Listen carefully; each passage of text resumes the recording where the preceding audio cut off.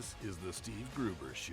And welcome to it as we continue another hour here on the Steve Gruber Show, fighting for you from the Foxhole of Freedom every day. Every day. Who do you want in your foxhole? It's a really important question that you need to answer every day. It might change from time to time, but you need people you can count on when the going gets tough. That's for sure. Here are three big things you need to know. Number one, another revelation that will not surprise you in the least. Joe Biden kept intel information about Ukrainian business dealings and kept it quiet from the public because it was about his family's corruption.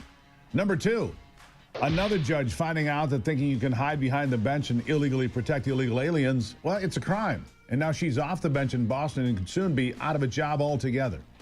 And number three, yesterday we spent a lot of time talking about Bari Weiss. She is taking over as the head of CBS News. I'm cautiously optimistic about this.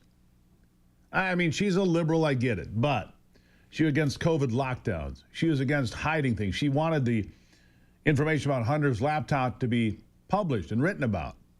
Then she finally left the New York Times with a scathing exit letter that she made public. So I'm cautiously optimistic that it could finally signal a change at the drive-by media, that we are sick and tired of propaganda. We just want news again. Look, Walter Cronkite was a Democrat, so was Mike Wallace. But at least they gave you the news. But somehow that message doesn't get through to everybody. You see, over at MSNBC, they still don't care what's true and what's not. They just want to maintain a narrative. What do I mean by that? Well, MSNBC, Nicole Wallace, you know who she is. Crybaby, you know, always freaking out. No matter what Trump does, it's wrong. Doesn't matter what he does, it's wrong. Well, she linked, I talked about this in the last hour. Nicole Wallace linked a house fire that was already ruled it was not an arson, but she said it was some sort of political violence. They let this narrative fly even though they know that arson has been ruled out. Listen to this.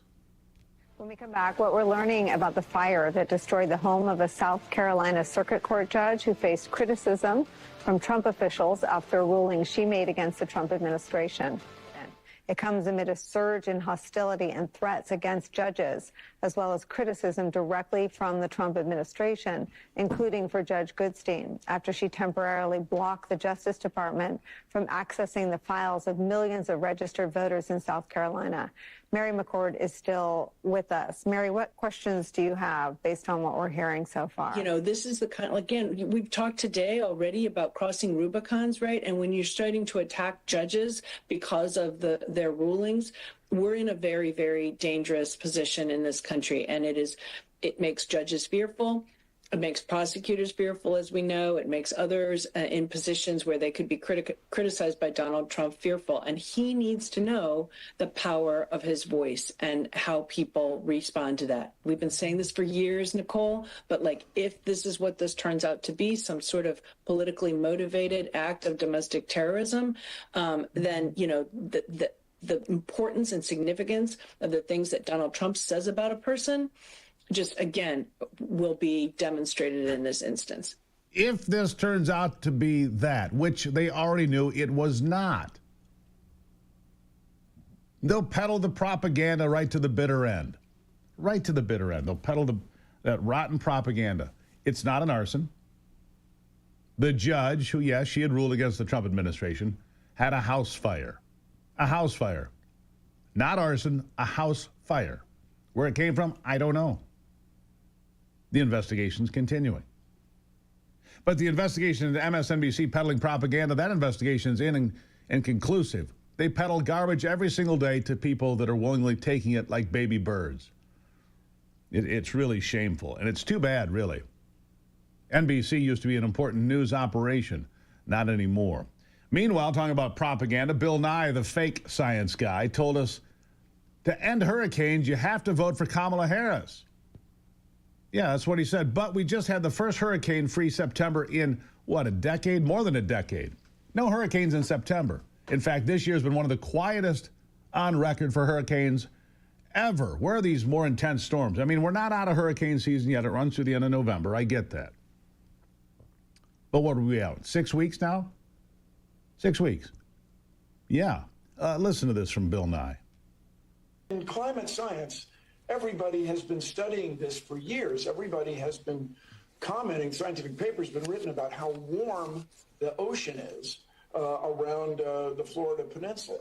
And it's this warm, warm water that is driving these storms and enabling it to have to intensify so quickly. Everybody, be careful out there. Let's get through this. Yeah.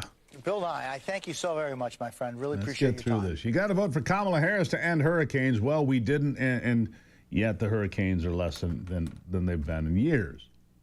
You see, it's this narrative that somehow, no matter what Republicans do, they're causing the planet to burn up. They're killing homeless people. They hate old people. They hate children, and so on and so forth. Look, Chuck Schumer was offered a clean continuing resolution. Clean. By the way, the Democrats and Republicans got together on 13 of those. 13 during the Biden administration. Never an issue. Republicans always voted for clean CRs. And so when Mike Johnson, the Speaker of the House, is told you need to negotiate, he goes, negotiate with what? We didn't put anything in there. There's nothing to negotiate with.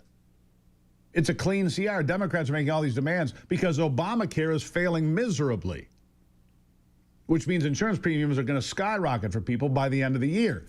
That's not anything to do with the Republicans. That's Barack Obama's Obamacare, the Affordable Care Act, which had nothing to do with affordability ever. Never did. It had to do with political power and to pull stunts like this. Oh, those Republicans, they're going to take health care away from millions of Americans. They hate people. They hate you. They want billionaires to get tax breaks. No, Obamacare was unsustainable. Unsustainable. One more thing I want to get to before we get to the break here. You've heard about ICE getting the cold shoulder from the Chicago Police Department. Chicago Police denies it. You see, what ICE is saying, the federal officers are saying, is that we called for help. We were boxed in, 10 cars boxed in, being attacked by agitators, and the Chicago PD stood down. The Chicago PD said we didn't do that. Well, you listen to the 911 center, and you tell me what happened. Listen. All right, and 999, just to confirm, 39th Place in Kedzie, they were saying that they were being surrounded by that large crowd, and they were requesting the police were not sending, waving off all the cars heading to 39th Place in Kedzie. Again, those are the orders we're being given. Okay, 10-4. And again, for all the units that we called to go over that way, 39th Place in Kedzie, if you could just hold off 911, 913.